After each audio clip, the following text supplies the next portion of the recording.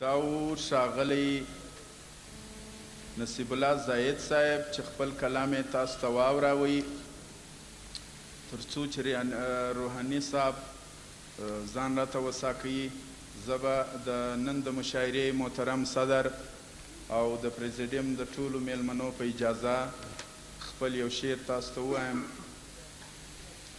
صدر صاحب اجازه مننه.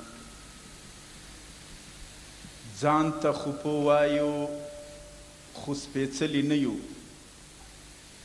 ځان ته خو په وایو سپېڅلي نه یو، موږ د پلرو غوندې ښاغلي نه یو. خپلو بې شمېره مړکو حق به وایو، خپلو بې شمېره مړکو حق به وایو، پردیو دومره ډېر وژلي نه یو چې دوست دشمن تر له جلا کو خپله، چې دوست دشمن تر له جلا کو خپله، لا هغه ځای ته رسېدلي نه یو.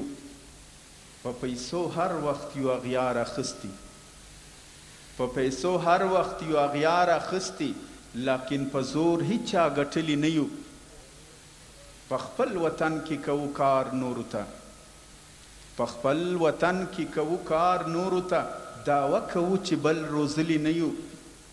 تر ټولو لویه بدبختي مو دا ده، تر ټولو لویه بدبختي مو دا ده، ناپوهي اوس هم پوهېدلي نه یو.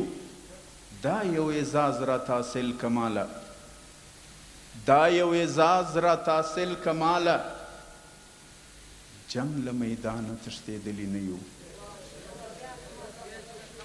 دا یو اعزاز راته حاصل کماله، جنګ له میدانه تښتېدلي نه یو.